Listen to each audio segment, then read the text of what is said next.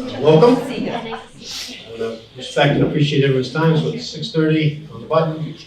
Welcome tonight. I'm using the microphone because this is going to be videotaped and it would be easier for them to hear as well. So my name is Bill Brickett. I'm the proud superintendent here in Scituate. For those that don't know me, welcome and thank you for coming and spending your time here in an important evening. My third year. It's gone by really fast and I'm really, really excited and proud to be here. Tonight we're here to talk about the Cushing Hatherly new building project. It's our first public meeting of at least 3. This will also be videotaped and sent out and available to folks that weren't able to come tonight.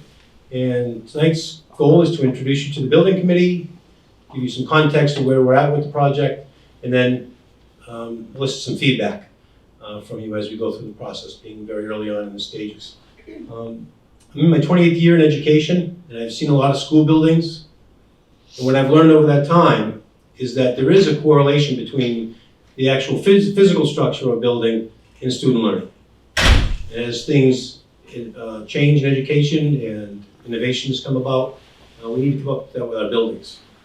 And I will say that I'm also proud of the town of Scituate for supporting some of our capital projects and our budget, which has a maintenance line item, which supports the current schools. I also want to make the point to folks that although this is a project that may impact Cushing and Hatherly, that the innovations and the thoughts and the educational improvements that may come with that, we're also going to try to model that at the other schools, right? And not only maintain, but improve our other schools.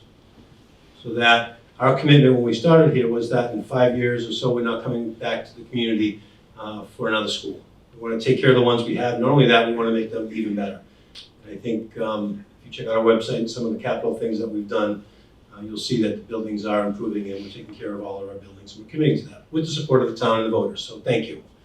I'm going to first introduce the building committee. And again, if you recognize some of these folks and feel comfortable, between now and the scope of the project, reaching out to them directly, they can bring your thoughts and concerns to the meetings. You can also reach out to us anytime as well, right? So that's an open invitation. So I think we're scattered about, and 2 other groups that are here tonight are what's called our owner's project manager and our architect. So Vertex and Doran Whittier, they'll be introducing themselves and they'll be kind of hosting this meeting and talking us through some of the slides and some feedback at the end. But I guess I'll start here with Dr. Dutch, and we'll go down this row and here for any building committee members that want to introduce themselves. I'm Dr. Dutch, the Director of Business and Finance. Bob Dillon, the Assistant Facilities Director. I'm Julie Ward, I'm the principal of Hatherly School. Kevin Kelly, the Scituate Director of Facilities. I'm Jerry Kelly, I'm on the advisory committee. Janice LeBlanc, school committee member. Nicole Brandolini, school committee chair. And then we'll start this one. I'm Jason Boone. I'm an educational facility planner with Doran Whittier. I'm Don Walter. I'm the principal with Doran Whittier Architects. Tom Hinkelsberg, I'm the project manager with Doran Whittier Architects. John Lemieux from Vertex, the owner's project manager. And Heidi Driscoll, assistant superintendent. thank you, Lee. All right, I'm going to turn this over to Mr. Walter. Great. Thank you, Bill. Nice to see this many people for a first meeting. Often we don't get large groups till there's something to look at. So tonight we don't have a lot to look at, but we have a lot to talk about. This is really a great process that we go through with the MSBA. But what I do want to say a little bit up front about myself is that I am also a resident of Scituate. I've actually been here 30 years. I've got 2 children who went through the Scituate Public Schools, and I have to say they had wonderful experiences, and they are very successful now, and they're both in their mid-20s. Also want to say that we had the pleasure of doing the Gates Middle School. So that's a project that we are very proud of as a firm, and we know the feedback that we've gotten from both students, staff, and parents that the town's very proud of the project also. So tonight what we want to do, you can see the agenda up on the board, is talk a little bit about the MSBA process. MSBA is a Massachusetts School Building Authority, and they are the partner of the town with this particular project. So the reason they're such an important partner is that they will fund a good portion of the project as it moves forward. So you can see the overall team here with the school committee, the school building committee, Vertex, who was the owner's project manager. So what John and his team does is they represent the town and the school building committee as part of the team here. Doran Whittier as the architect. And we have a team of not only architects, educational facility planner, interior designers, but we also have a broader team of consultants. So civil, landscape, structural, mechanical, electrical, plumbing, fire protection, furnishings and equipment, technology. So we cover the full gamut when it comes to designing and then building a project. And then you see the Massachusetts School Building Authority off to the side there. But they're integral to this process, and we'll be interacting with them regularly throughout the entire time frame. So we mentioned, or Bill mentioned, some of the building committee members who are here, but you can see it's a very large group. It's a cross section of the community. Actually, MSBA requires that you have people with various skills, whether it be legal, whether it be in construction, perhaps mechanical engineer, an architect, someone involved with finance. So this group here makes up a lot of what those requirements are. And then, I'm going to turn over to you now. I guess I'm going to turn over to Tom. I'm getting the hook. If you want to talk, you can talk. All right. Again, thank everyone. I want to thank everyone for coming. I'm going to talk first about how we got here and where we're going, which is really about the MSBA process and the schedule for this project. How we got here is the district recognized that, as Bill said at the top, the quality of the built environment really does affect the quality of the education.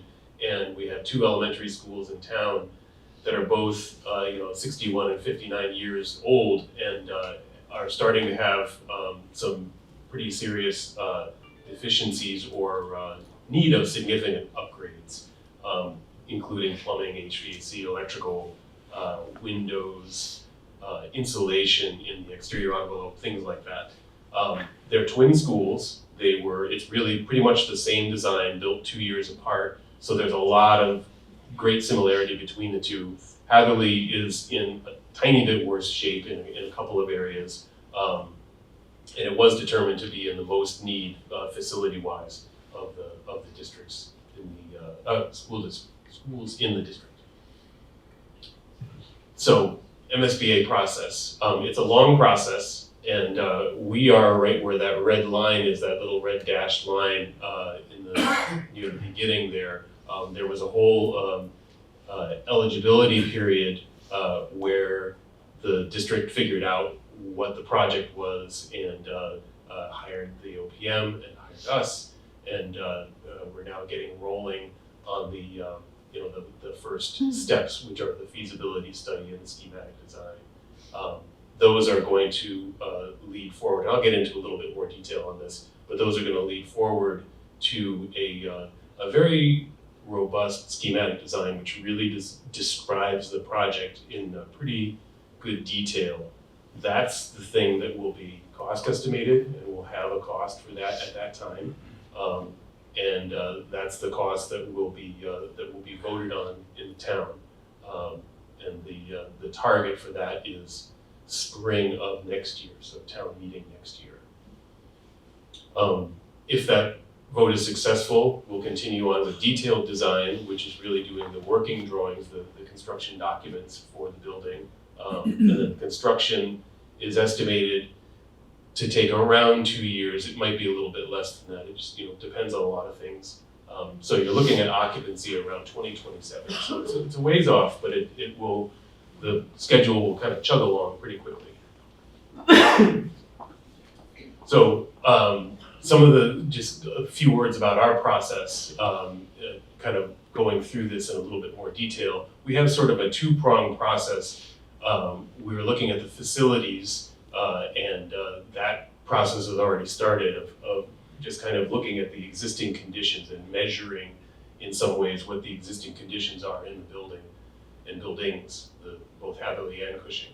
At the same time, we've got educational planning going on. Jason is kind of heading that up. And we're looking at, the educational philosophy, how spaces are used, looking at the spatial adjacencies that we want to have between spaces in a new building. So there's a lot of listening. We're doing visioning sessions where we're really trying to talk about, what could be and try to get out of the mold of, what we have right now and looking at what could be. And then there will be a lot of more meetings, and we'll talk about meetings a little bit later as well. So moving forward, that this first phase, the preliminary design program, is really intended to kind of generate a list of options or a slate of options. And we're going to study those in pretty good detail. Once we get to the preferred schematic report, the aim there is to really start to narrow down and talk about what are the good things and the bad things, and maybe put aside some of the options that may not be the best for the town. So we're narrowing the focus and comparing those options. And we're also looking at preliminary cost estimates. These are very conceptual in nature, and they're really kind of intended to look at a very broad brushstroke of how much the project could cost and those sorts of things. So then, once we get to schematic design, we've selected the best option. We've gone from the many to the few to now the one, and in schematic design, we're developing that one option, which is the preferred option. Again, from the standpoint of facilities and educational planning, and a lot of analysis and much more detailed design that's happening in that phase. Again, opportunities for community input happening there. So again, as I said, once we get to that point where we've got the schematic design completed, we submitted that to the MSBA. We get an agreement from them on the cost of the project, and that's the budget, that's what it's gonna be, and that's really what we take to the voters and what's voted on in the town meeting. So now kind of taking a look again at that 5-year schedule and how it breaks down for us, we're really just talking about right now the feasibility study and schematic design, and we're going to zoom in even a little bit more on that more later about these other phases. So that that first schedule, this is now sort of a magnified version of that first part of the schedule there. And what I wanted to really stress for folks is the opportunities for input. We're at the first one here tonight, and we were really interested to hear what you folks have to say about your thoughts on the project at the outset. There'll be 2 other public meetings as part of the preliminary design program. Those dates are on there. We'll go over that again at the end. We're also opening up a survey, which will be happening online, where people can talk about things that they're interested in, concerns they might have that are happening in the school. And it's a fairly open-ended question, but we're very interested to hear what people have to say. There'll be more public meetings during preferred schematic, a couple more there, and then a couple more in schematic design. And then we'll have public information meetings leading up to the vote, which is happening down there in the corner. So, yeah. If you cannot make any of these meetings, we will also be giving periodic updates to the school committee. So you can come to a school committee meeting if you can't make one of these other meetings. All right, so what is the project? We've decided, the district has decided that the way forward is a consolidated grade K-5 school for 460 students, which is gonna combine Hatherly and Cushing. And we're evaluating both of the sites for that project, and we're gonna pick the most advantageous one. We're also going to be studying including pre-K in that building. And we'll see a little bit more about that in a sec here. So these are kind of call them the permutations of the options that we're going to be studying. The first one, we need to study what it would be like and what it would cost to keep the existing K-5 Hatherly School as is, and just do a renovation on that project. So no spatial changes, no differences in how the education would be delivered in that building. It's really just kind of a control case, if you will. Then, as I said, we'll look at a K-5 school for 460 students on the Hatherly site, assuming that Cushing gets retired.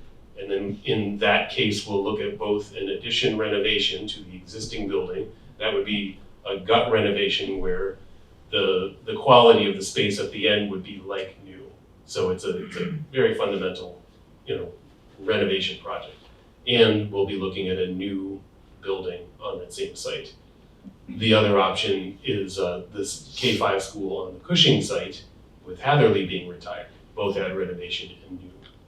And then we have two other options for both of those kind of flavors, also looking at adding roughly, give or take, 100 pre-K students to both of those programs. And what would those options look like as an ad reno and as a new project? So then all of those options are going to be evaluated using a set of criteria. Things like, does it support the educational goals, including student health and wellness? What's the best location on the site? Because there are different places where you could put the school on the site. So those are also kind of sub-options, if you will, that we'll be looking at. Which option best supports the community use? Which is least disruptive to students during construction. So that's really kind of getting down to nuts and bolts of how the building is going to be built on the site. And then what's the impact of busing, traffic, and transport? And so that's both looking at the site itself, but also thinking about the location of the school in the town and how that might impact, parents' experience of transporting children and buses, that sort of thing. And then, of course, what are the costs versus value added? What are the kind of the trade-offs of, maybe a more expensive school versus a less expensive school? Those sorts of things. So those are just kind of a sampling of the values and the criteria that we'll be looking at. So now I just want to take a look at the conditions. I want to just give people, a lot of people don't have a lot of direct experience being in the school buildings, haven't been in the school buildings in a while. So this is really what this part of the presentation is for, is to get people acquainted with what's actually going on in those buildings. Again, twin schools, nearly identical designs, very similar observations that we made. And again, we walked through the schools in detail and did all of our consultants. Don mentioned that list at the beginning. So all of our consultants have given us reports on the project, on the building, and we're kind of trying to pull that information together here. Maintenance has differed over the years, so some of the components are different. Neither building has had any major upgrades, just a few small changes. But bottom line is both schools have great facility needs.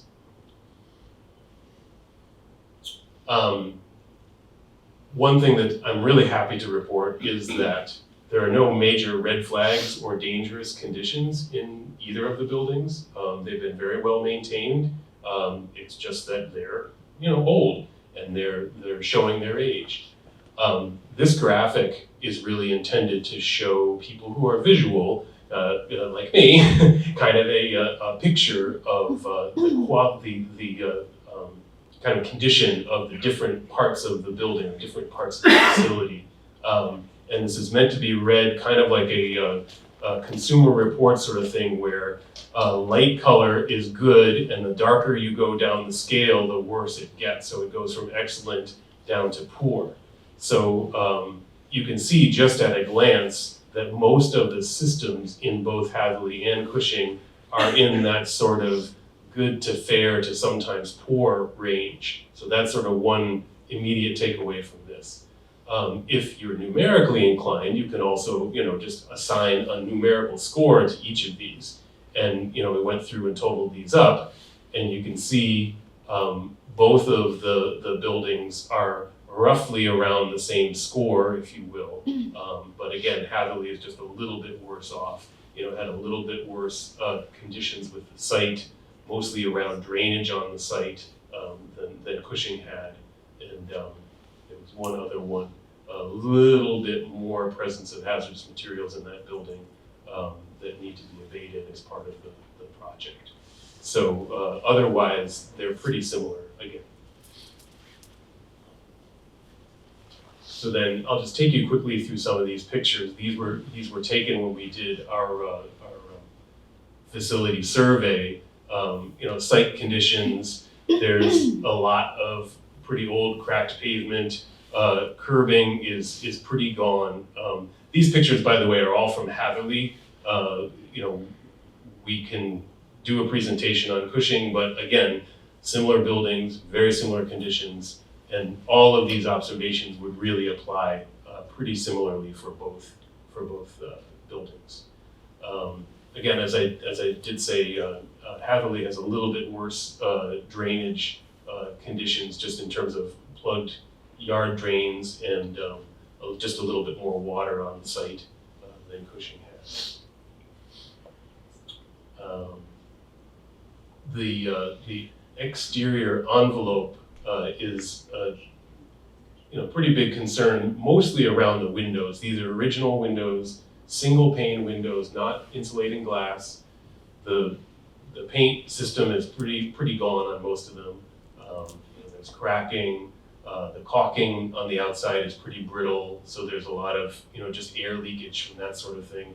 The brick in both buildings is actually in pretty good shape. I mean, that's really not a concern. It's really all of the other stuff around the envelope.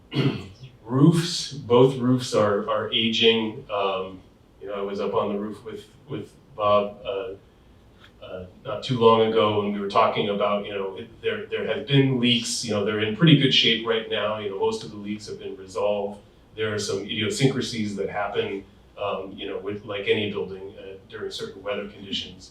But there's just some funky things going on there, and just generally speaking, aging roof membranes happening there. Inside, this is kind of a very typical list of buildings this age. Lack of temperature control, fairly drafty. The interiors, not a lot has been done with these interiors since they were built, so they're tired and worn. A lot of worn floor systems, kind of dingy as ceilings get kind of dirty around the air grills, that sort of stuff.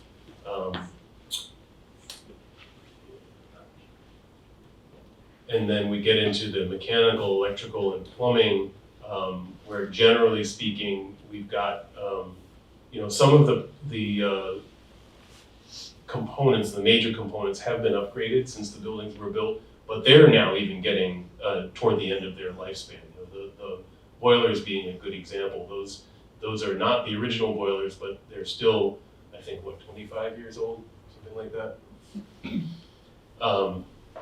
Aging parts, a lot of the pieces and parts are no longer made. I mean, that's actually really more a case for the electrical stuff. This is the original electrical switchgear in the building. Very hard to get parts for that kind of stuff, and it's very difficult to expand or improve that system. So it's just not really set up for that. Also typical of buildings in this era, these buildings were built when there weren't a lot of electrical appliances. Well, now pretty much everything in education runs on electricity, and there are only 2 or 3 plugs in each of these classrooms. So as a result, there's a lot of power strips, of power cords floating around, not really a great situation. There's been some lighting upgrades, but a lot of the lights are still pretty similar. to what they had original. Plumbing, again, many original fixtures. A lot of fixtures are not handicap accessible. Just in general, in the rooms themselves, there's a lot of accessibility issues. So that is a definite difficulty thing to overcome in terms of doing a renovation to a building like that. A lot of these are structural issues that are very difficult to change without some significant cost. And then this next section is just kind of comparing the condition of what we saw when we walked around of different spaces in the building and kind of giving people an idea of what can be. These are the sorts of things that we're starting to look at in our visioning sessions, trying to envision different kinds of educational space and what that might be. Comparing this existing library to a new library. This is a building that we did up in Nido. Looking at the use of hallways, these next couple slides look at kind of a typical corridor in the existing building, and then how we're trying to make use of corridor space and turning that into educational space in new buildings. This is what's called an extended learning area, and that's actually the corridor going by, but this is sort of a purpose-built designed space that handles a whole bunch of different activities that kids can do now, many centered around technology, things like wet and messy projects for kind of a science application, things like that. All of that can happen in what is kind of comparative to a corridor. And then this is another example, corridor versus extended learning area. This is by another architect at a building in Milford, Woodland Elementary School, same kind of thing. And then cafeteria space, what is and what could be. This is a project that I just finished working on, Northbridge Elementary School. It's a cafeteria. It's also their auditorium space, presentation space, a lot of fun lighting that's happening in there. These are actually programmable LED lights that can turn any color you want, so they have kind of themes. The kids can pick the theme that they want for a particular week. So it's a lot of fun. And then classroom space. Lots of light, lots of relationship to the outside. These are things that we're trying to do in new classroom spaces. And again, obviously integrating technology into all of that environment. So this is where I want to start people hopefully thinking about what they want to see in a new school, and we're going to have some opportunity for you all to sort of talk about that and write some of those things out. Just a couple words on how we do this. It's really, for us, an iterative process. It's kind of a cyclical process. We're presenting, we put ideas out for discussion, we're providing information. We want to hear your feedback. We listen to what you all have to say. We write it down. We really take it to heart. We're documenting all of that. And then we kind of come back and we respond. We incorporate those ideas into the work and then come back around and present again. So it's this iterative process that cycles through the different levels of the design as we're going forward. So some community values that we've heard so far, top of the list, flexible, flexible, flexible. We don't know what education is going to be like in 20 years, 30 years, 40 years, whatever. So the building has to be nimble. It has to be able to be changed and to adapt to whatever educational philosophy comes up or evolves in the use of that building. It has to be cost effective, of course. It has to really be inclusive and serve all learners. It has to be accessible to everyone. And really student-centered. That's a very, very important thing. It's really a bedrock of our design philosophy and our design process. And then again, connection to nature and really being conservation-minded, being a green school, being a school that is sustainable. So those are just a few of the things that we've heard, and we invite you all to tell us what some of your values might be that you would want to incorporate in this building. So Jason, I don't know if you want to talk about this part here, lead us. Sure.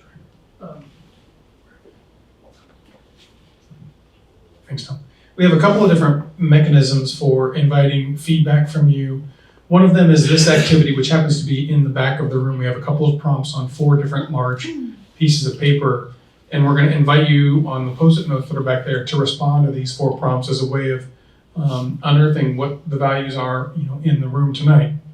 In addition to that, we have a couple of digital platforms. The first one is called Mentimeter. There's a version of this slideshow on that platform where you can either pose questions about individual slides or post comments about individual slides. And it's just another way of trying to be inclusive with everyone in the community. Folks who aren't here will also have access to this through the district website. So if we could, before we get to the activity in the back of the room, I think we should pause for just a minute and invite questions from you about anything that Tom or Bill have mentioned so far this evening. Are there any questions from anyone?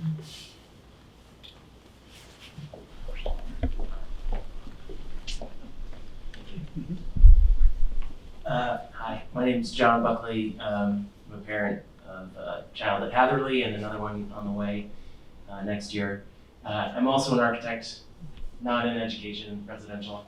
And my question is about, you're looking at a number of different scenarios of renovating the existing building and then permutations thereof.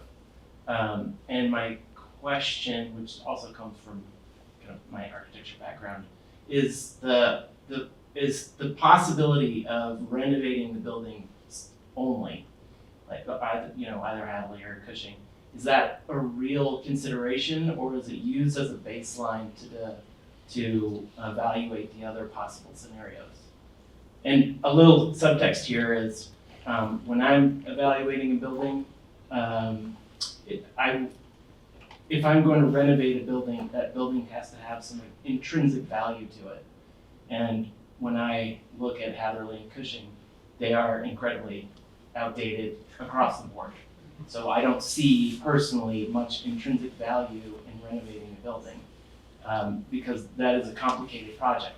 It's very different to renovate versus starting fresh. So that's just the kind of context of the question. Yeah, that's a great question. We do have to give those options an honest shake, and we'll be incredibly honest about what are the requirements of doing a project like that. For example, something that was on the slide that I didn't really touch on, but I'll give it a go here. Both of those buildings are very sort of lightweight construction. The roof is kind of a lightweight system that was done a lot in the 60s. That would have to be reinforced structurally to meet present day codes. Other parts of the structure would also have to be upgraded. So those are costs that are inherent in the project that would be included.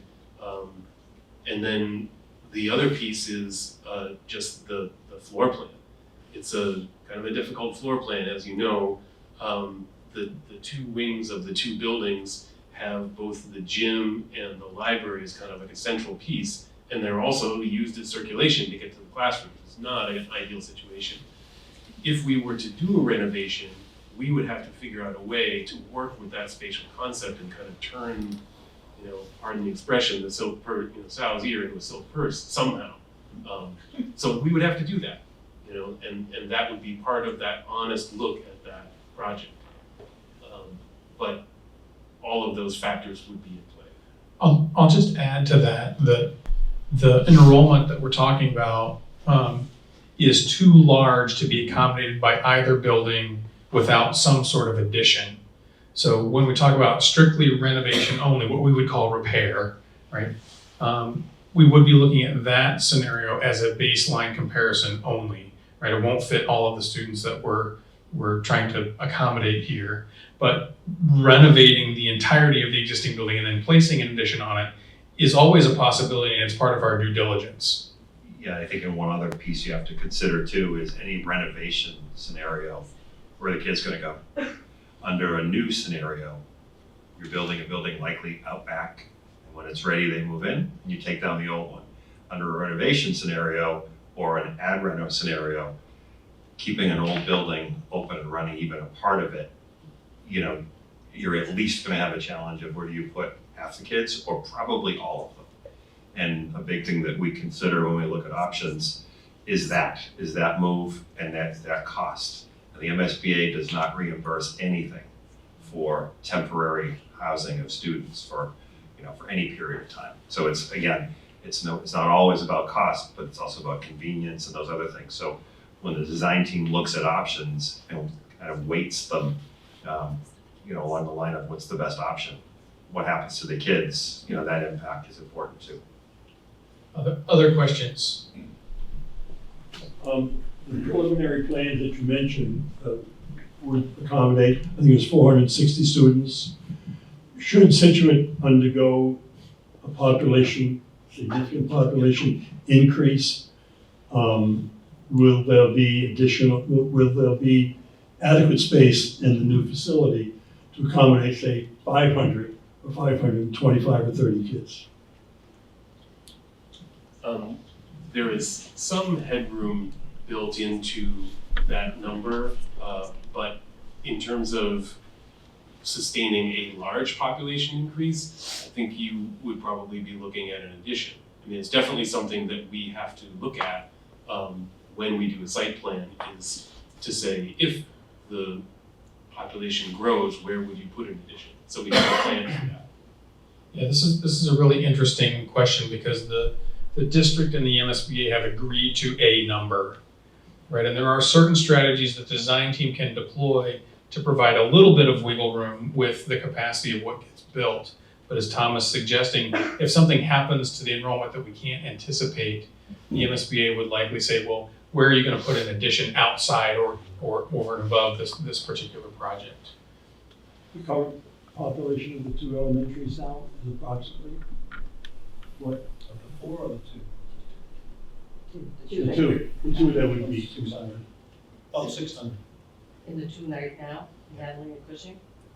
Would you only estimating 460 in this? Yeah, I'm glad you all took math. Let's see if that one will be it, but yes, it was in our best interest to get that number as high as possible to accommodate both schools fully. Being in a partnership with the MSBA, they have very strict guidelines on learning spaces and how they compute the numbers. And the whole part of this early process was the enrollment process. So we provided them the enrollment. They look at the enrollment throughout the district and all the spaces throughout the district. And they divide that up into what would be 3 schools and then come up with that number. Originally, that number was 350. We fought hard back on that number and said, wow, that means basically one whole school is going to have to go somewhere else. So they did raise that over 100, which was a nice win for us, but that's as high as they would go. With the understanding that some of the kids may have to go to different schools, that we have the space for that. So they look big picture. They don't necessarily look at simply looking at consolidating the 2 and everybody's going to go there. They look at the whole district. That was going to be my question. The Cushing and Hatherly districts have the biggest projects going. 250 apartments going in on 3A, 24 3-bedroom houses going in on Old Oak Bucket, that's Cushing. We have the whole dense property being built down in Greenbush, which has been a parking lot, so it's never been calculated into the schools. And those are going to be 2 3-bedroom home apartments, along with another project to be built right at the Rotary, and Stockbridge Landing isn't even up and running yet. That 460 number is so not accurate. So we're already talking in addition. We don't know. We don't know yet. The MSBA does have a very rigorous enrollment forecast process. And as the superintendent mentioned, there is a negotiation that happens with the local community to determine that number. If there's if there's a belief that development that wasn't on the MSBA's radar screen at the time that the enrollment was agreed to, right, the district can have that conversation with the MSBA. Historically, the MSBA has not changed their agreed upon enrollment, but what they have done on occasion is allow more classrooms to be constructed than would support or than would be necessary for the agreed upon enrollment. We had an example where the agreed upon enrollment was really close to this, roughly 430 students, and we ran the math through on the district's class size guidelines, and it generated a 4-section school, K-5. The MSBA model had 4 kindergarten rooms, but only 3 sections at all of the extra grade levels. And in that case, we convinced the MSBA that those extra classrooms, those 1 extra classroom per grade level, was necessary based on the district's class size guidelines. And luckily for the district, the MSBA agreed to that because on opening day, instead of there being 430 students, there was 535 students. And so that kind of thing can happen, but this 460 number is the number we're operating with at the moment. So what class sizes are we looking at? What class sizes are we looking at when you're calculating this out? Jason? Excuse me. So you say first grade, what class Yeah, size? MSBA has guidelines that I'll have Jason, get those. So interestingly, when we talk about guidelines here in Situate, there are some cases where the Situate guideline is lower than the MSBA's, and there are other situations where the MSBA's guideline is lower than the district's. And so the way we've advised the district so far is to use the smallest of both cases to generate the greatest number of classrooms. So at the kindergarten level, for example, the MSBA's guideline is 18. That's lower than the range that the district has. So we would base the number of classrooms on that circumstance. At the upper grades 1 through 5, the MSBA guideline is 23. That's lower than the district's guidelines. Oh, I'm sorry, higher, thank you, higher than the district's guidelines. So we'd use the district's guidelines to calculate the number for those grade levels. And you never know quite what the MSBA is going to say to that as a strategy, but historically we found that they've at least been willing to consider that. Other questions? Chris Karsha, Capital Planning. I want to go to process more than anything. I noticed your financial timeline, you don't have final numbers until shortly before town meeting of when you expect the town to vote on this. Town's budgeting process starts around September, October. We start looking at budgets for the upcoming capital plan.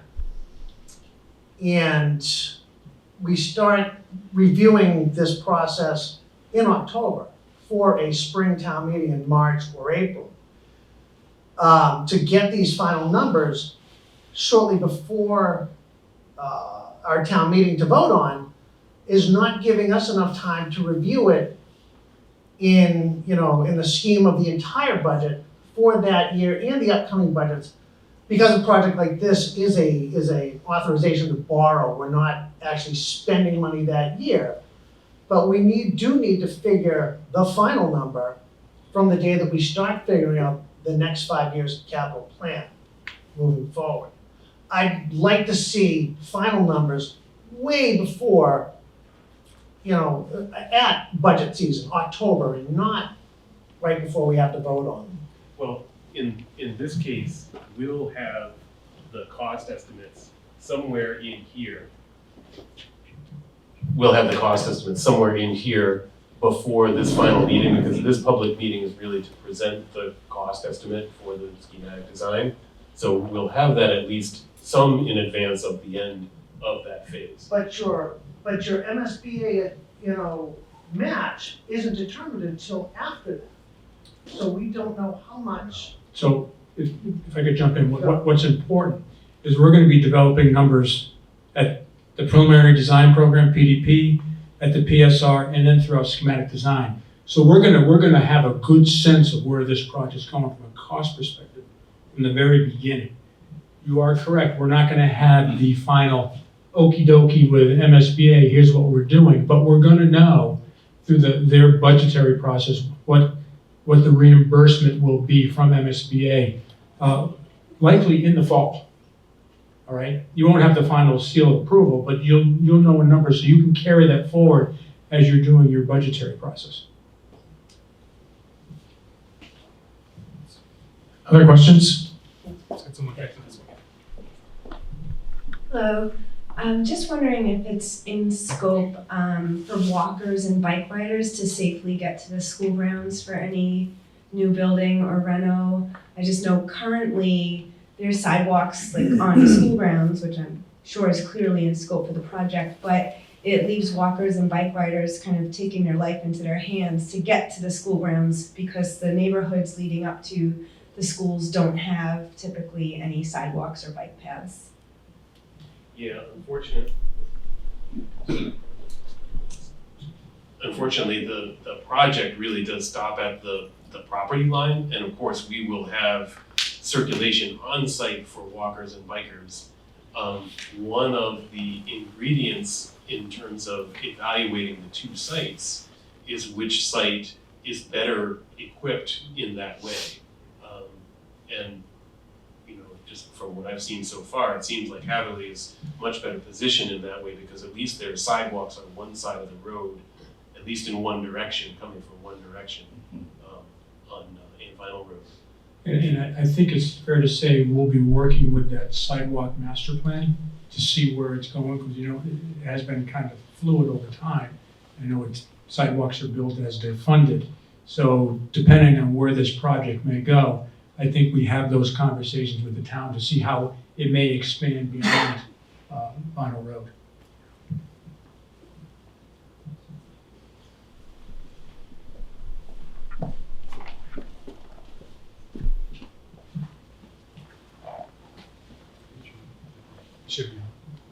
I'm Denise Price. I'm just a concerned citizen. My children have long been gone from the public schools, but I do have grandchildren who will be in the public schools. I just have a concern. It's not really a question, but you're talking about, we have this timeline for quite a few years before the project will be complete if and when it does get passed by the town, a town vote at town meeting. What is going to happen to these schools in the meantime? You're talking about the new designs is really helpful and enhances the learning experience for these children. But if these other schools, the Hatherly and Cushing, are really falling behind in the numbers and the graph that you had shown, what's going to happen to the children's learning? Is there going to be a shortfall in that time period? Is your question about what kind of financial investment will occur in Hatherly and Cushing until the new building is ready? Yes. Is that your question? Someone from the district want to? I think we've been maintaining that building for several years now. And, it's not the mentality of, oh, we may be getting a new school, so don't do nothing. It's, and I think I'll defer to Principal Ward and some of the specifics of Bob if he has some. But anything that needs to be fixed, and we fix it, short of ripping things out wholeheartedly. I think we were also helped with receiving money from the government during COVID to completely upgrade the HVAC and sinks and all the things like that. So we were able to take advantage of that proactively. So all that stuff is up in the air quality. We test, and that's all up to specs. So I think all of that, is sound and in a good place. And like they said, there's nothing dangerous. No one to add to that. It's also a healthy learning environment. It's just not the best, and it could be better. And certainly, putting more money into these fixes that we know are eventually, are just not going to withhold several years. I think we can certainly commit to quality education, high quality education over the next 5. Thank you.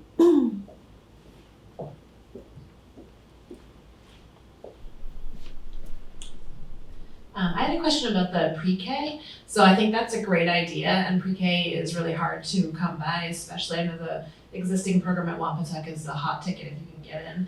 I was curious if the 100 seats that were proposed is in expansion of what's currently offered, and is it full day or half day?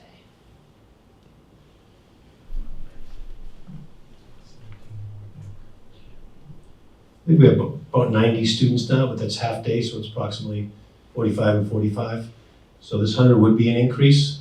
And then even with them, in that, there's possibilities of, do we keep Wampatuck ECC and 100 more?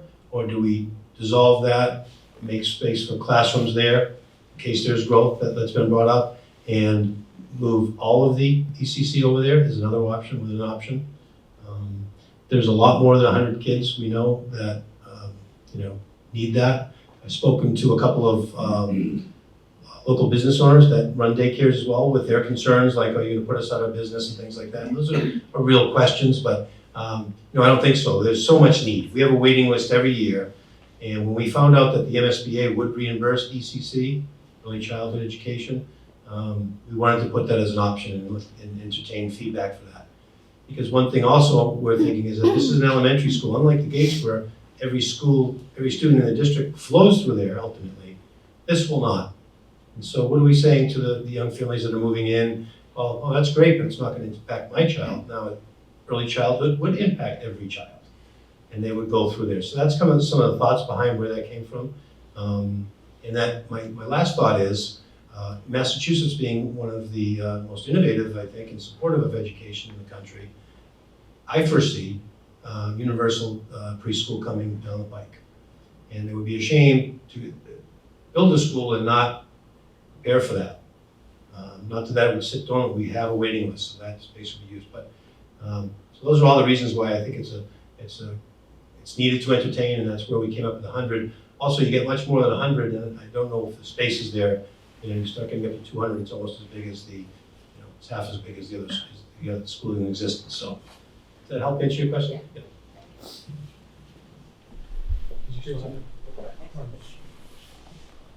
I just have one question, but also first I want to say, I worked at Hadley, my kids went to Cushing, so I don't deny that something has to be done. But I'm going to play devil's advocate. What happens if the town says no? What's the district's plan?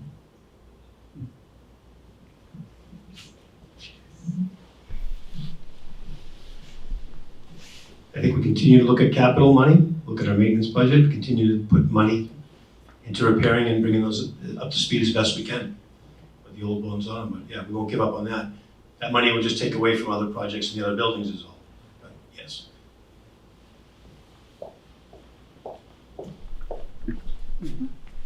Hi, Laurie Withrow.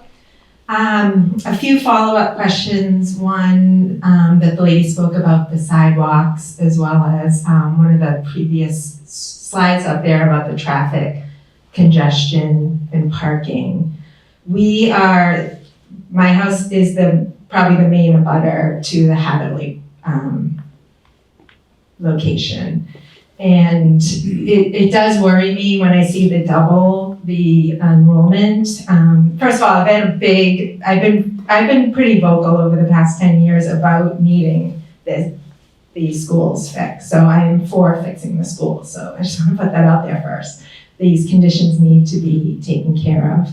I worry about the location at Ann Vinyl because right now it's very backed up in the morning as well as the afternoon. Is with traffic and with the safety coming down the Ann Vinyl Hill Road. I have partnered with principals and about, the kids going down on their bikes and the safety of that road there and doubling the enrollment there is concerning to me.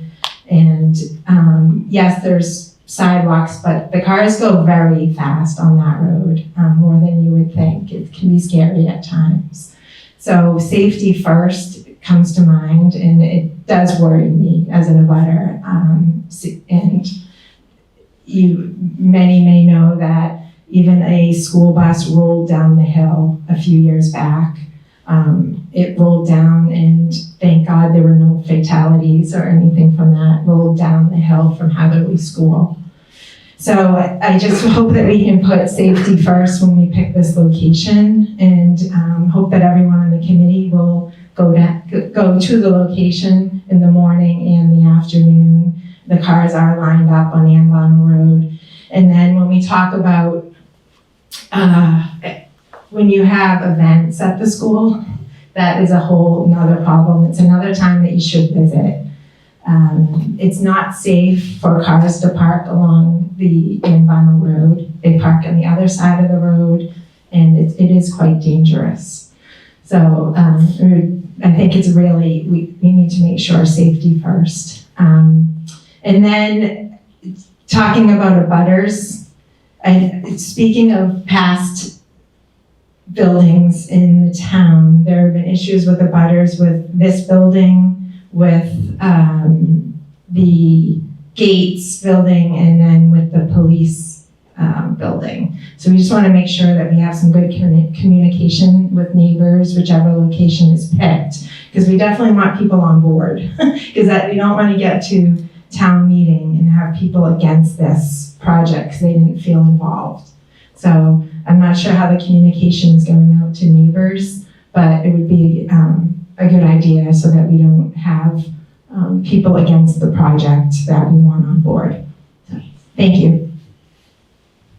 Those are all useful concerns, and I think what the design team take away from some of that is it's important to study conditions beyond the property line. Even if work beyond the property line sort of isn't reimbursable by the MSBA, there may be a logic in at least studying things like traffic calming or potential locations for additional sidewalks as part of the sidewalk master plan, where we're having those discussions as part of the process, even though we're not designing whatever those things are outside the property line.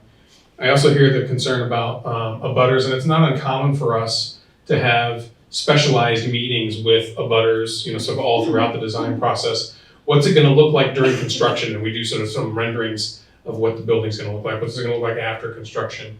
What are their, immediate concerns being abutters? So that's typically part of our process, and we've actually done that quite a lot. Were you gonna add something, Tom? Yeah, just a little bit more on the traffic thing. Part of our design effort on site is to try and minimize any of that kind of congestion. Obviously, there are times, morning and afternoon, dismissal and arrival, where there is a lot of traffic, and we try to minimize that impact on the road network as much as possible. So that's one thing. The other thing, we will have a traffic consultant on board, part of the team, and they really do look at the whole road network in the kind of region of the site, and they'll make recommendations if there are things, deficiencies in the road network or the sidewalks, crosswalks, signage, those kinds of things. Those recommendations will be in the report, and then we can actually take those to the town and say, these are some things that we ought to look at. So it is, as Jason just said, it's kind of looking at the scope beyond the boundaries. There were a few other hands. Hi, Richard Taft. My question is how successful have you been in estimating the escalation in price from the time you get approval to the time the project finishes? And do you include those kinds of contingencies in your feasibility? So like, your historical contingent costs and how successful you've been hitting those? We were really good until 2022. As everyone knows, construction escalation just skyrocketed, primarily due to COVID and the inability to secure materials. But what we do, we work with a professional cost estimator, Peter Bradley, PMC, who actually works with many other architects who do public work in Massachusetts, not just public schools, but public safety, senior centers, town halls and whatnot. And what you do is you look back historically at how costs have increased over time. And historically, it's anywhere from 2 to 3 to 5% escalation annually. So we build those numbers into our costs until you hit 22, when all of a sudden we had a spike of 15%. No kidding. So there are a lot of projects that were caught way short because, as you saw from what Thomas said early on, this is where we established the budget. That's schematic design with MSBA. So all of that escalation needs to be calculated out to when this is going to be built, right? Going out beyond into 2027 when it's going to be occupied. So we'll build those escalations in, having a sense of what the market's going to be doing. But with 22, with that spike that occurred, we were fortunate with the project that we bid in Westwood. We were only a couple percentage points over and were able to absorb it within some of those escalations. but there were other projects that were 10, 15% over, and they had to go back to their communities. We want to avoid that at all costs, right? So we'll just keep tracking it as we go throughout this process and get a sense of what's happening with the market. So it is very fluid. It's a little bit of crystal balling, but like you do when you do enrollment projections, you look back at the cohorts and see how the town has grown over time, factoring in growth for new construction and whatnot. You do the same thing with escalation. You try to see what's happening out in those markets and where the costs may be going. So I think it's also important too, right off of what Don said, we as your OPM also will have a third-party estimator that will be working. So all of the numbers that Dorn Whittier will be putting together, we will be putting together comparative numbers to check those. And if those numbers are off, why? So we ask that question. We don't wait until we get to bidding for that. Also too, this MSBA process, everybody asks for the money a year and a half or so, year and a half before the jobs start getting built. So it's a process that everybody is used to seeing. We also, through the design process, will check on that number. We check on it at the end of design development, and we check on it twice in the construction document phase. So it's not just at that yellow triangle, that's the number, and we cross our fingers until bidding. No, we do three other comparative estimates that we both will do, and we'll reconcile both of those. And if we're over, why are we over? What do we have to do to take money out of the budget to get back to that level? Obviously, as Don said, it's unprecedented what's happened over the last couple of years. I can say on the jobs that we've just, we've opened some bids over the last few weeks and months. It's starting to normalize a little bit. Doesn't mean the costs are going down, but they're becoming more predictable. Still some issues with long lead time items for things like that. But again, that's, we bring that knowledge, that experience, we collaborate together with Dorn Whittier throughout the process to hopefully, to keep that budget where it needs to be so that nobody likes going back to a town meeting. And that's our goal. Once we ask and establish the budget, we stick to it at the end of the project. I'm going to beat this a little bit more because it's a very serious topic, and we take it very seriously. Not only our documentation, but trying to look ahead and see where the costs are going to be. As John said, we typically do an estimate at the end of design development. What's happening there is you're really taking and starting to get into the detail and flush out what all your materials and systems and structure are going to be before you get into the documentation phase during construction documents, is where you can develop those documents so someone can build it, right? So we've actually, on the last couple of projects during design development, you're going to talk about the John, we've actually suggested and have done a second cost estimate during design development to do it at 50% to see how you're tracking before you get to the end, because you hate to start making a lot of changes during this construction document phase. You'd like to make them earlier on. So that is probably something, again, looking at it with the market maybe, there's probably something we'll suggest here too, just as another safety measure. Any final questions from anyone?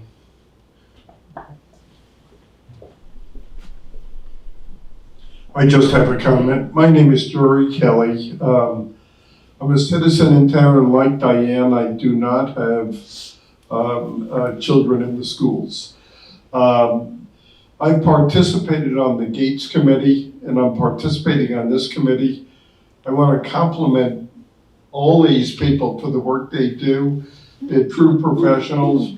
The question about the repair and renovation, whether it was a base case or a realistic alternative, the repair and renovation, the expense to the taxpayers of this town is probably the equivalent of the expense to the taxpayers with MSBA for a new school. So I think that it's revenue neutral to the taxpayers. Also, I had brought up the same comments about the school population at our meetings. I'm not Nostradamus. I don't know what's going to happen. But I do know that if you build it, they will come. You've seen that at Gates. The people flocking to the middle school at BC High from Situate. Is that because of the quality of the product that they get in Situate? Just a little clarification there on the repair versus renovation addition.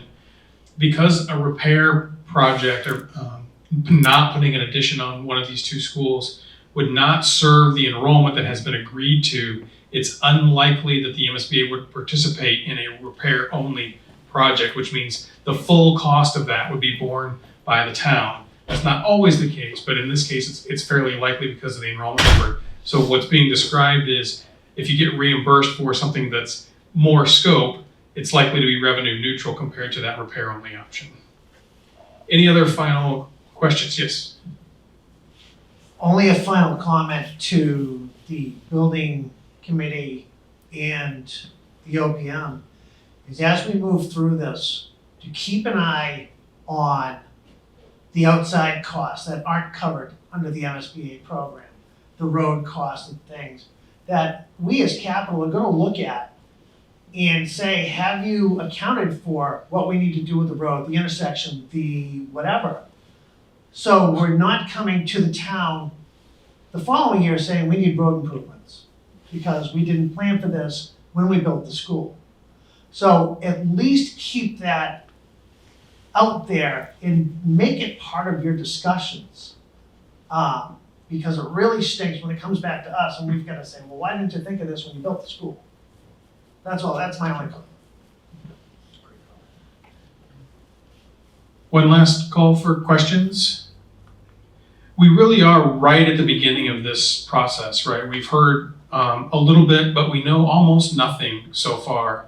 And it's kind of an exciting part of the project because there's still lots of time to define what this thing is and what it could be. So we're hopeful that you'll take a few minutes before you head out this evening and go back to the back of the room and respond to these prompts and give us additional feedback that can be folded into the project. And I'll just remind everybody one more time that this isn't the only opportunity there's going to be to provide feedback and input. The next one of these meetings, our expectation is we're going to have our first iteration of all of those various options that Tom talked about.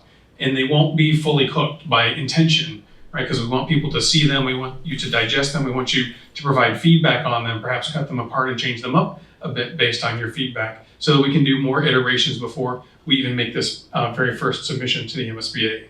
So with that, should I turn it back over to you, Bill, to close us out? So we just want to clarify the expectations. There's sticky notes, I'm assuming, back there? Yes, there's pens and sticky notes back there. Write an individual prompt and just put it right on the paper itself.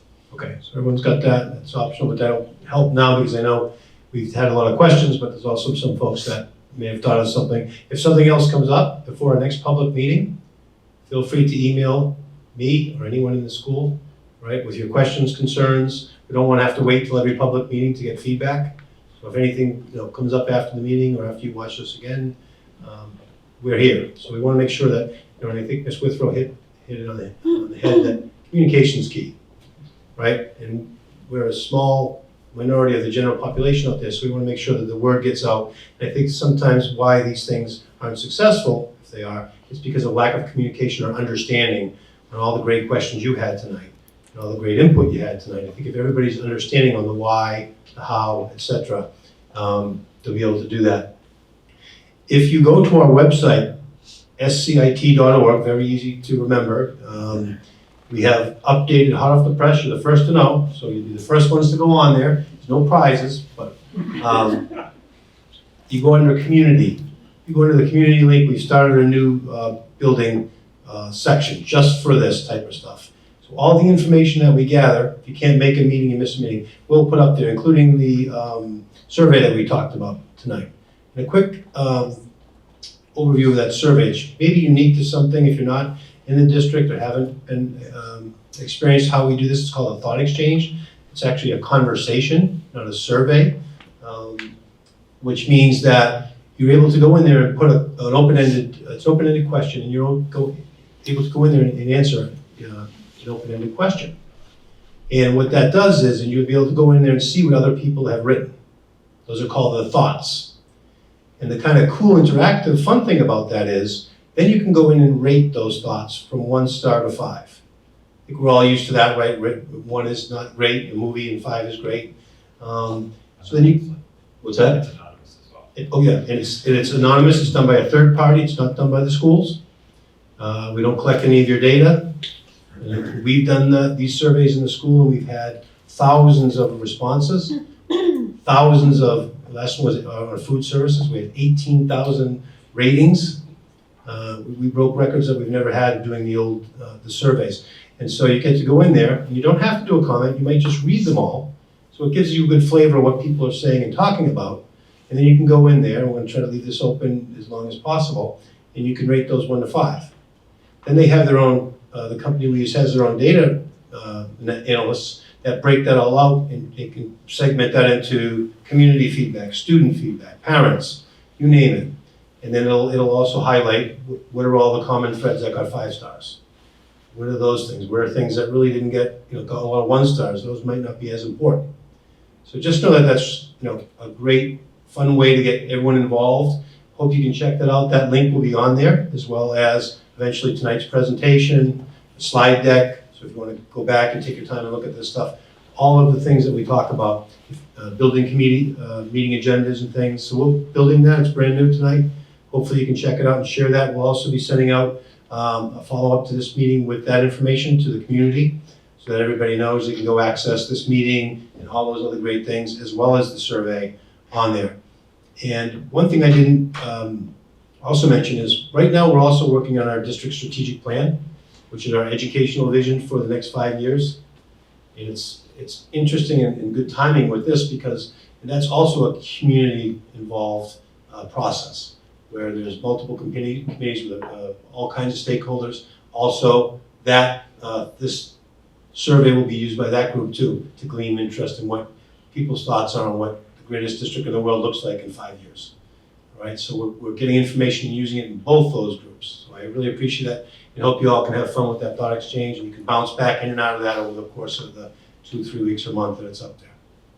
I just thought of something as you were speaking. Let's exchange. What? Let's exchange. Okay. We'll do a live one. Have you ever considered, or this committee ever considered doing a presentation for the seniors during the day? Because a lot of seniors don't drive, and you certainly want their vote when this does come to town meeting. Thank you, that's a wonderful point. I don't know if you saw all the names on there, he's not there. Does anybody know Bruce Marshman? Yep. Yes. Right. He was my principal back in the day. Oh, yeah. He'll vouch that I never got in trouble in school. At least that's what he says now. But Bruce brought up that same point. So yes, when we go on these kind of world tour type of things, we're gonna hit different places. They always won't be here. We're gonna hit different locations, different times. So, and that feedback's very helpful. So, and then the abutters meetings, separate meetings, all, so besides the public meetings, I'll make myself available. Dr. Dutch will make himself available. We have a multitude of people that are in the school district that are on the committee to do sub-public meetings if we have to. So we'll see over time and how things flow, if we have to add those. And we'll make those so that we want to come to where people are. Right. And they're comfortable. So thank you for that feedback. It's very helpful. Ready? Okay, so folks, that's all we have for this evening. We hope that you can go back and give us your feedback before you leave, and we welcome you back to future public meetings. Thank you. Thank you.